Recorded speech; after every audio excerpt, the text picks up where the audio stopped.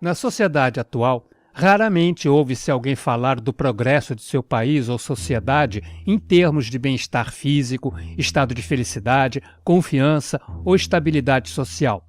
Ao contrário, os indicadores nos são apresentados através de abstrações econômicas. Temos o PIB, o Índice de Preços ao Consumidor, o valor do mercado de ações, índice de inflação e por aí vai. Mas isto nos diz algo de valor autêntico quanto à qualidade de vida das pessoas? Não. Todos esses indicadores têm a ver com a sequência monetária em si e nada mais. Por exemplo, o Produto Interno Bruto de um país mede o valor de bens e serviços vendidos.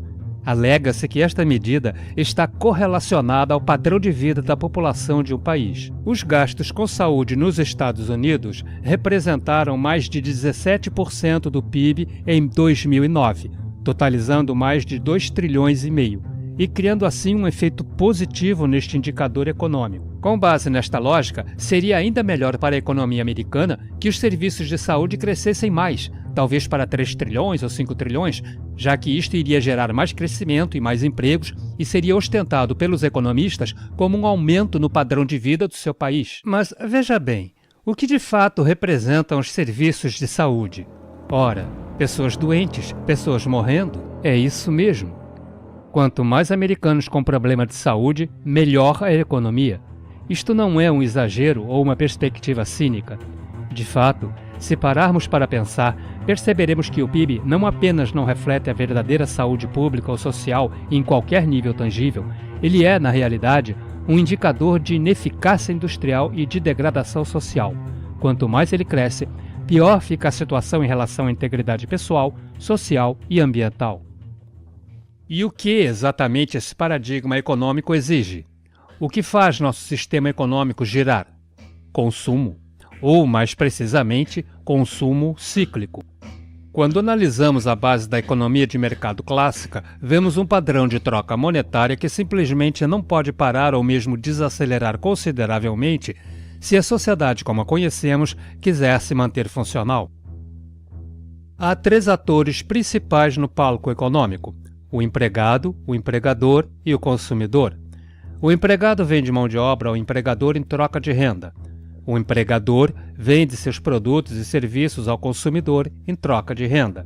E o consumidor, naturalmente, é apenas outro papel do empregador e do empregado, realimentando o sistema para permitir a continuação do consumo cíclico. Em outras palavras, o mercado global se baseia na premissa de que sempre haverá demanda suficiente por produtos para movimentar o dinheiro suficiente a uma taxa que possa manter o processo de consumo. E quanto maior a taxa de consumo, maior o suposto crescimento econômico. E é assim que a máquina funciona. Mas espere aí, achei que uma economia fosse feita para talvez economizar? Não seria esse termo sinônimo de preservação, eficiência e redução de desperdício? Como então um sistema que demanda consumo e quanto mais melhor pode eficientemente preservar ou economizar qualquer coisa? Bem, não pode. O objetivo do sistema de mercado é justamente o oposto do que uma economia de verdade deveria fazer, que é orientar, com eficiência e conservação, os materiais para a produção e distribuição de bens que sustentam a vida. Vivemos num planeta finito, de recursos finitos, onde, por exemplo, o petróleo que utilizamos levou milhões de anos para se formar, e os minerais que usamos levaram bilhões de anos. Ter um sistema que intencionalmente promove a aceleração do consumo em prol do suposto crescimento econômico é puramente um ecocídio insano. Há um velho ditado que diz que o modelo de mercado competitivo busca criar os melhores produtos pelo menor preço possível. Essa afirmação é essencialmente o conceito de incentivo que justifica a concorrência mercantil, com base na suposição de que o resultado é a produção de bens de melhor qualidade. Se eu fosse construir uma mesa, obviamente a produziria com os melhores e mais duráveis materiais existentes, correto? Visando que ela dure o máximo possível. Por que eu faria algo ruim, sabendo que teria que refazê-la eventualmente, gastando mais materiais e energia? Bem, por mais racional que isso possa parecer no mundo físico, no caso do mercado, isso não é apenas claramente irracional, como não chega a ser uma opção. É tecnicamente impossível produzir algo da melhor maneira possível se uma empresa pretende ser competitiva e manter seus produtos acessíveis ao consumidor. Literalmente, tudo o que é criado e posto à venda na economia global já é inferior logo no momento em que é produzido, pois é matematicamente impossível fazer produtos os mais cientificamente avançados, eficientes e sustentáveis possíveis. Isso ocorre pois o sistema de mercado exige esta eficiência de custos, ou porque é preciso reduzir os gastos em cada etapa da produção, do custo da mão de obra ao custo dos materiais, da embalagem, etc. Essa estratégia competitiva serve para assegurar que o público compre os seus produtos e não os do concorrente, que está fazendo a mesmíssima coisa para deixar seus produtos competitivos e acessíveis. Esta consequência imutavelmente desperdiçadora do sistema poderia se denominar obsolescência intrínseca. No entanto, essa é apenas uma parte do problema. Um princípio fundamental que rege a economia de mercado e que você não encontrará em nenhum manual é o seguinte: nada produzido pode ter uma vida útil maior que o necessário para manter o consumo cíclico. Em outras palavras, é fundamental que as coisas quebrem, falhem e se deteriorem dentro de certo tempo. Isto se chama obsolescência programada. A obsolescência programada é a base da estratégia de mercado de todos os fabricantes. Muito poucos, claro, admitem essa estratégia abertamente. O que fazem é mascarar o problema no fenômeno da obsolescência intrínseca, muitas vezes ignorando ou até mesmo suprimindo novos adventos tecnológicos que poderiam criar o produto mais sustentável e durável.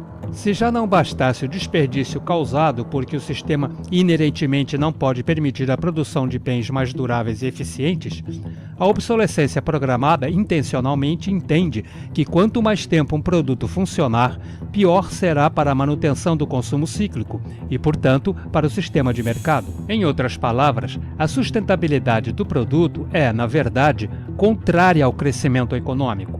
E por isso há um incentivo direto e reforçado para garantir que a durabilidade de qualquer produto seja curta.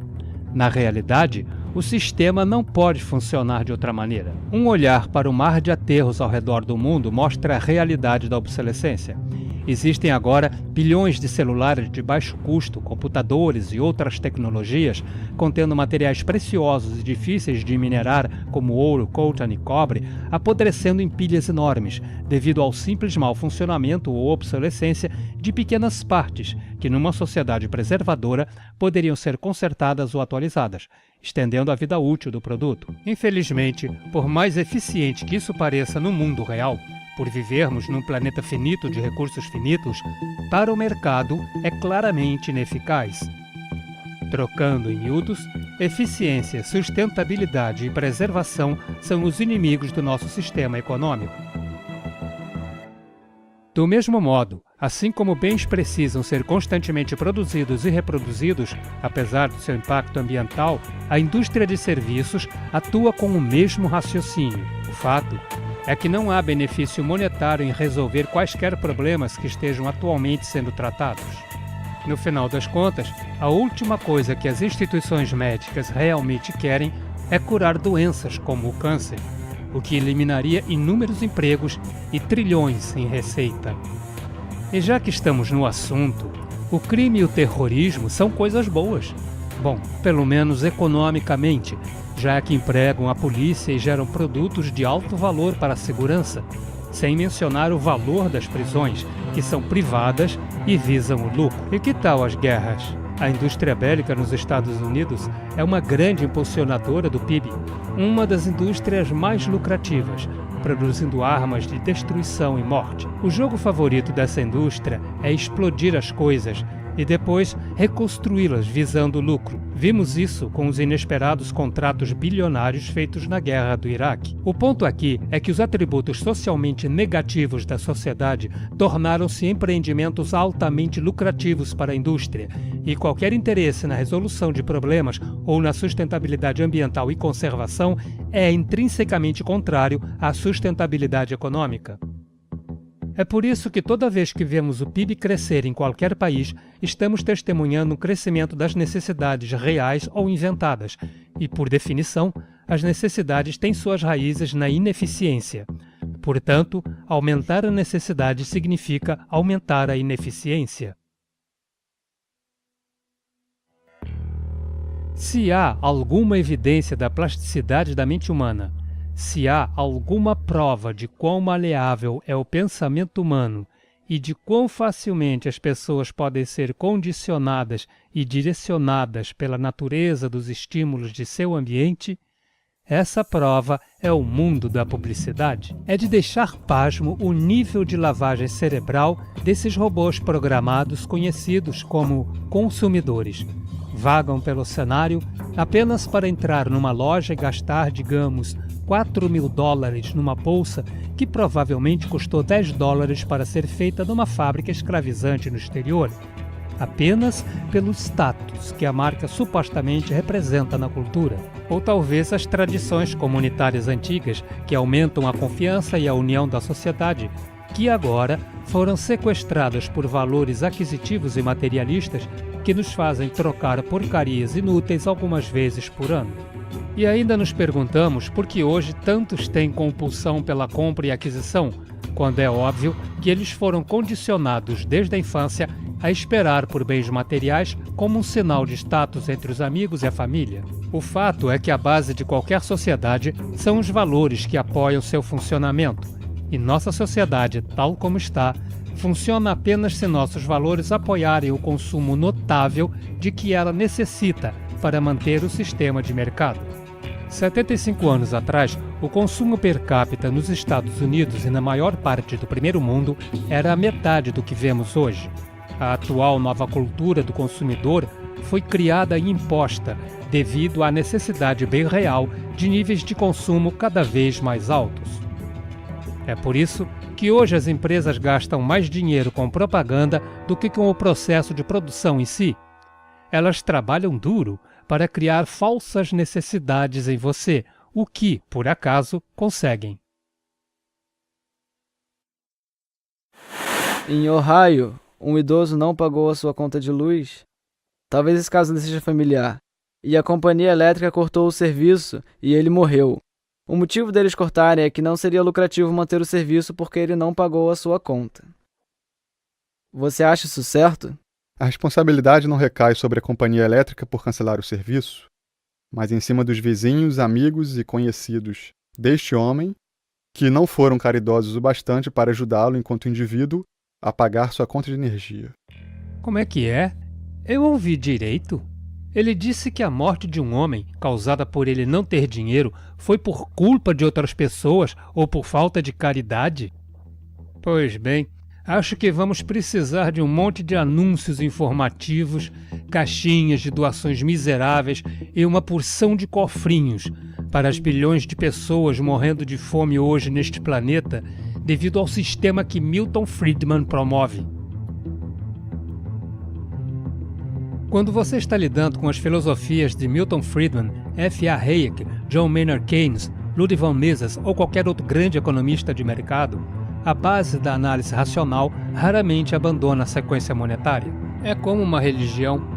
Análises de consumo, políticas de estabilização, saldo negativo, demanda agregada. Isto existe como um círculo de raciocínio interminável, autorreferente e autorracionalizado, em que as necessidades humanas, os recursos naturais ou qualquer forma de eficiência que sustente a vida são automaticamente descartados e substituídos pela noção única de que os humanos, buscando tirar vantagem uns dos outros só pelo dinheiro, motivados pelo egoísmo mesquinho, criarão magicamente uma sociedade sustentável, saudável e equilibrada. Até agora, nos focamos só no sistema de mercado, mas esse sistema é apenas metade do paradigma econômico global. A outra metade é o sistema monetário. Enquanto o sistema de mercado lida com a interação das pessoas, jogando por lucro em todo o espectro de trabalho, produção e distribuição, o sistema monetário é um conjunto de regras fundamentais determinadas pelas instituições financeiras que criam condições para o sistema de mercado, entre outras coisas. Isso inclui termos que ouvimos bastante, como taxas de juros, empréstimos, dívida, oferta monetária, inflação, etc. Por mais que possa dar vontade de arrancar os cabelos ao ouvir as bobagens ditas pelos economistas, modestas ações preventivas podem evitar a necessidade de ações mais drásticas futuramente. A natureza e o efeito desse sistema são bem simples. Existem apenas duas coisas que alguém precisa saber sobre o sistema monetário. 1. Todo dinheiro é criado a partir de dívida. Dinheiro é dívida monetizada, seja se materializando a partir dos títulos do Tesouro, contratos de hipoteca ou cartões de crédito. Em outras palavras, se toda a dívida ativa fosse quitada agora, não haveria nenhum dólar em circulação. E 2. Cobra-se juros sobre praticamente todos os empréstimos feitos, e o dinheiro necessário para pagá-los não existe no suprimento monetário de imediato. Somente o principal é criado pelos empréstimos, e o principal é o suprimento monetário. Se todas as dívidas fossem quitadas agora, não apenas não haveria mais nenhum dólar em circulação, como haveria uma quantidade gigantesca de dinheiro devido, que é literalmente impossível de ser pago, pois não existe.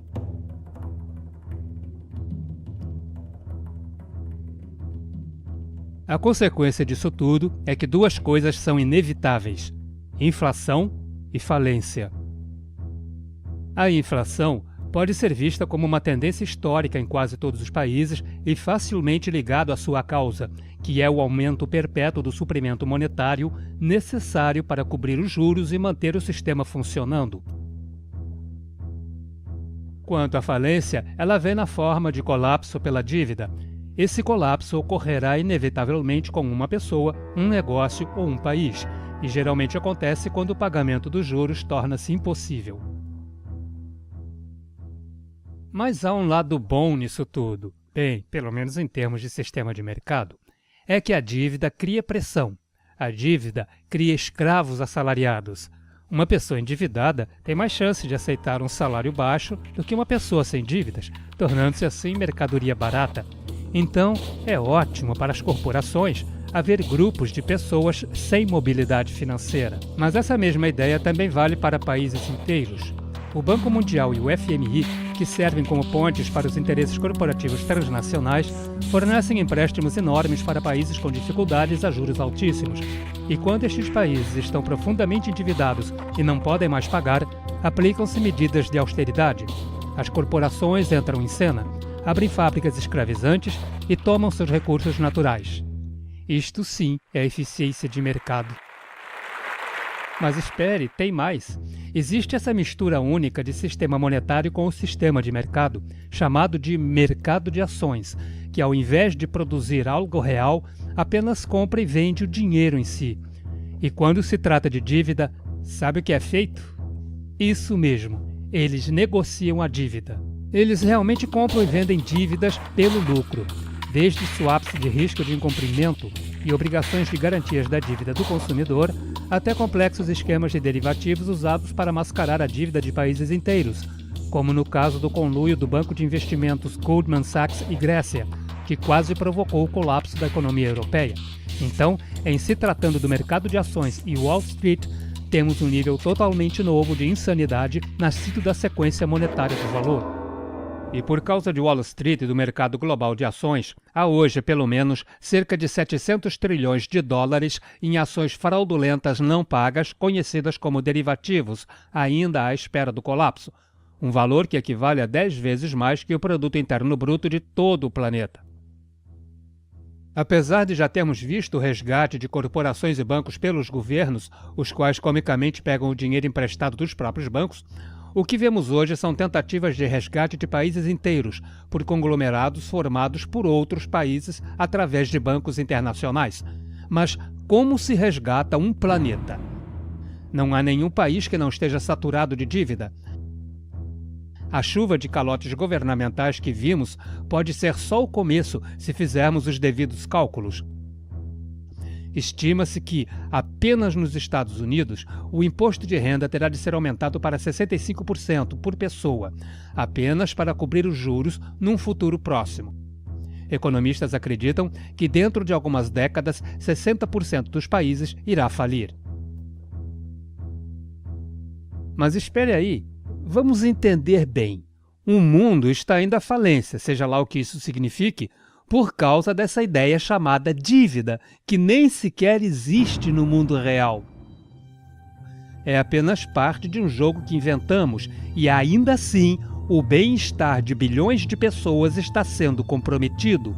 Demissões em massa, favelas, pobreza crescente, medidas de austeridade, escolas fechando, crianças passando fome e outros níveis de privação familiar, tudo por causa dessa ficção elaborada.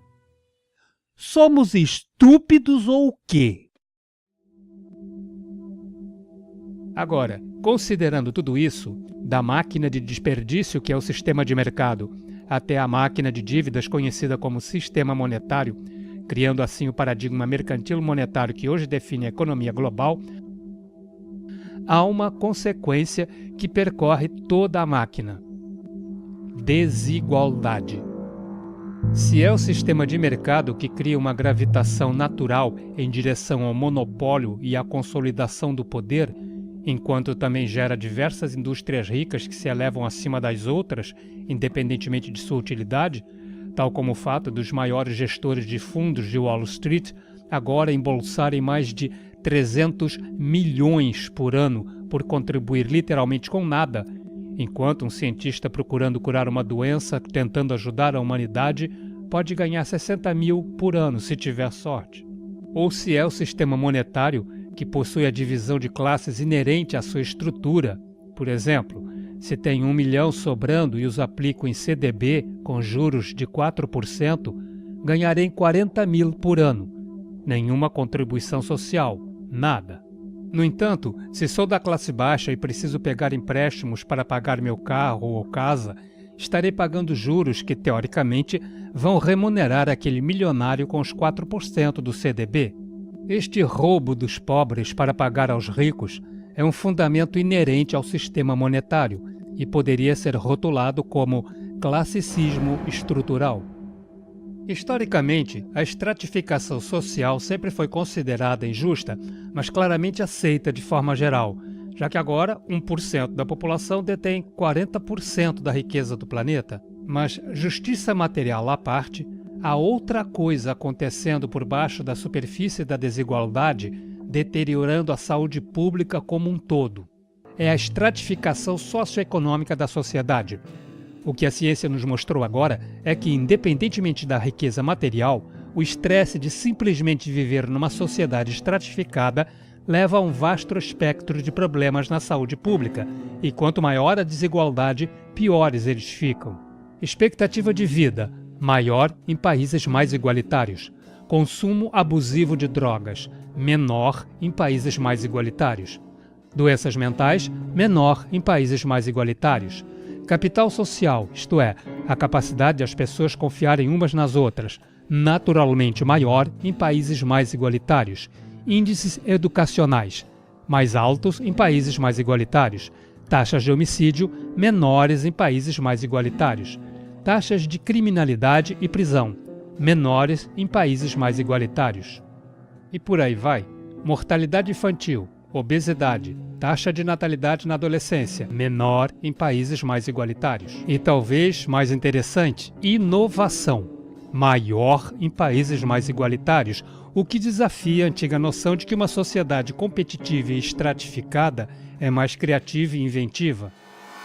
Além disso, um estudo feito no Reino Unido, chamado de Estudo Whitehall, confirmou que há uma distribuição social de doenças que vai desde o topo da escala socioeconômica até a base. Por exemplo, foi descoberto que os degraus mais baixos da hierarquia tinham 4 vezes mais mortalidade por doenças cardíacas em relação aos degraus mais altos. E esse padrão existe independente do acesso à saúde.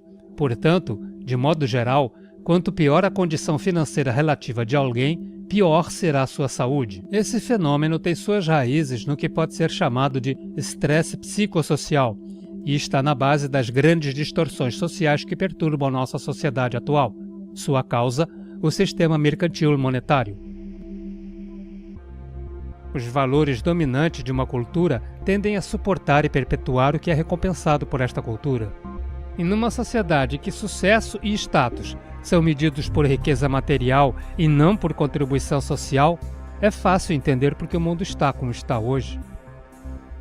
Lidamos com um distúrbio no sistema de valores completamente desnatural, em que a prioridade da saúde pessoal e social tornou-se secundária às noções prejudiciais da riqueza artificial e crescimento ilimitado.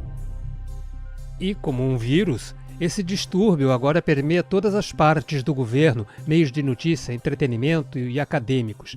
E embutidos em sua estrutura, existem mecanismos de proteção contra qualquer coisa que possa interferir. Adeptos da religião mercantil monetária, os auto-intitulados guardiães do status quo, procuram sempre meios de evitar qualquer forma de pensamento que possa interferir em suas crenças. O artifício mais comum é a falsa dicotomia. Se você não é republicano, então deve ser democrata. Se não é cristão, deve ser satanista. E se você acha que a sociedade pode melhorar muito e considerar talvez até, cuidar de todo mundo, então você é apenas um utopista. E o pior de todos, se você não é a favor do livre mercado, só pode ser contra a liberdade. Eu acredito na liberdade. Claro, quando você ouve a palavra liberdade, tende a ser no mesmo sentido de uma coisa chamada democracia. É fascinante como as pessoas de hoje parecem acreditar que elas verdadeiramente têm qualquer influência no que os seus governos fazem, esquecendo que a natureza do nosso sistema põe tudo à venda. O único voto que conta é o monetário, e não importa quanto qualquer ativista grite a respeito de ética e responsabilidade. Num sistema de mercado, cada político, cada legislação e, portanto, cada governo está à venda. E mesmo com o resgate bancário de 20 trilhões iniciado em 2007, uma quantidade de dinheiro que poderia ter mudado, digamos, a infraestrutura energética global para métodos completamente renováveis, em vez de ir para uma série de instituições que literalmente não ajudam a sociedade em nada, instituições que poderiam ser removidas amanhã sem chance de defesa, o condicionamento cego de que a política e os políticos existem para o bem-estar público continua. O fato é que a política é um negócio igual a qualquer outro num sistema de mercado, e eles se preocupam primeiramente com seus próprios interesses. Eu não acredito na ação política. Acho que o sistema se contrai e se expande como ele bem deseja. Ele se adapta a essas mudanças. Vejo o movimento de direitos civis como uma acomodação por parte daqueles que são donos do país. Eles só enxergam os próprios interesses. Percebem que um pouco de liberdade parece bom, uma ilusão de liberdade, e dão às pessoas um dia de voto por ano, para que tenham a ilusão de uma escolha sem sentido. Escolha sem sentido. E lá vamos nós, como os escravos, e dizemos, eu votei. Os limites do debate nesse país foram estabelecidos antes mesmo de começar o debate, e todos os outros são marginalizados e tratados como comunistas ou algum tipo de pessoa desleal. Um maluco. Essa é a palavra. E agora, isso é conspiração. Note que eles fizeram isso. Algo que não deveria ser levado em consideração nem por um minuto. Que pessoas poderosas podem se unir e traçar um plano. Isso não acontece. Você é um maluco. Um amante de conspirações. E de todos os mecanismos de defesa deste sistema, existem dois que surgem frequentemente. O primeiro é a ideia de que o sistema tem sido a causa do progresso material que vemos neste planeta. Bem, não. Existem basicamente duas causas principais que criaram e aumentaram a chamada riqueza e o crescimento populacional que vemos hoje. A primeira, o avanço exponencial da tecnologia produtiva graças à engenhosidade científica. A segunda, a descoberta de uma fonte energética abundante de hidrocarbonetos, que é a base atual de todo o sistema socioeconômico. O livre mercado, capitalismo, sistema mercantil monetário, seja lá como você o chamar, nada fez senão aproveitar a onda desses adventos com um sistema de incentivo distorcido e um método grosseiro e desigual de utilização e distribuição desses frutos. A segunda defesa é um viés social agressivo gerado por anos de propaganda que vê qualquer outro sistema social como uma rota para a chamada tirania, em que vários nomes surgem como Stalin, Mao, Hitler e o número de mortes que eles geraram? Bem, por mais despóticos que esses homens tenham sido, junto com a abordagem social que perpetuaram, quando o assunto é o jogo da morte, quando o assunto é o assassinato diário, sistemático e em massa de seres humanos, nada na história se compara ao que temos hoje. Pela primeira vez na história humana, a espécie enfrentará o esgotamento de um recurso-chave, central para nosso sistema atual de sobrevivência. E a piada nisso tudo é que mesmo com o petróleo cada vez mais escasso, o sistema econômico cegamente forçará seu modelo canceroso de crescimento. Então, as pessoas podem comprar mais carros movidos a petróleo para aumentar o PIB e o número de empregos, agravando o declínio. Existem soluções para substituir a estrutura da economia de hidrocarbonetos? É claro que sim, mas o caminho necessário para se alcançar estas mudanças não se manifestará nos protocolos requeridos pelo sistema de mercado, já que novas soluções só podem ser implementadas através do mecanismo do lucro. As pessoas não estão investindo em energias renováveis porque não há dinheiro nisto a longo e curto prazo, e o comprometimento necessário para isso acontecer só pode ocorrer com uma severa perda financeira. Assim sendo, não há incentivo monetário e dentro desse sistema, se não há incentivo monetário, as coisas não acontecem. E acima disso tudo, o pico do petróleo é apenas uma das muitas consequências a emergir da rota de colisão socioambiental a qual nos dirigimos. A água potável também está diminuindo, a própria raiz de nossa existência. Atualmente, a água está escassa para 2 bilhões e 800 milhões de pessoas, e essa escassez atingirá 4 bilhões em torno de 2030. Produção de alimentos. A destruição de terras férteis, das quais provém 99,7% de toda a comida da humanidade, está ocorrendo 40 vezes mais rápido do que a sua restauração, e nos últimos 40 anos, 30% da terra fértil se tornou improdutiva. Para não mencionar que hidrocarbonetos são o suporte principal da agricultura de hoje, e enquanto declinam, também declina o suprimento de comida. A respeito de recursos em geral, no nosso atual padrão de consumo, ao redor de 2030 precisaremos de 2 planetas para manter nossas taxas.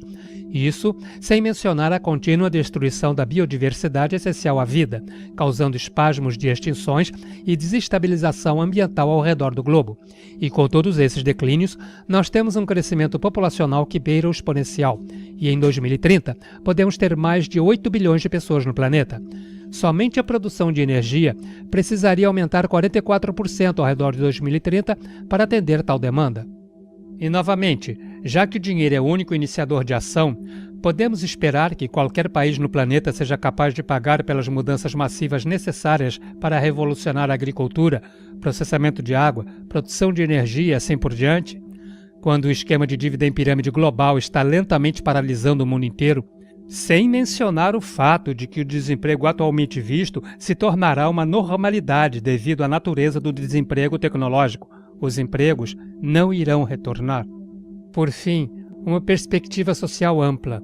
De 1970 a 2010, a pobreza no planeta dobrou devido a este sistema. E considerando o nosso estado atual, você acha mesmo que não veremos nada além de mais duplicações, mais sofrimento e mais fome em massa?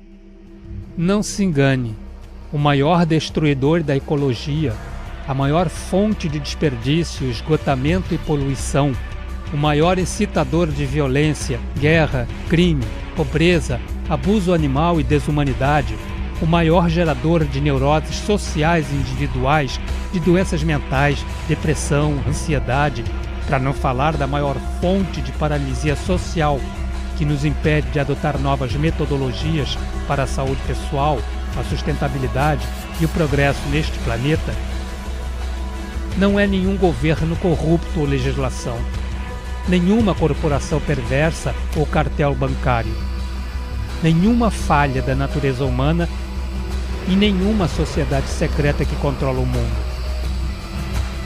É, na verdade, o próprio sistema socioeconômico em sua essência.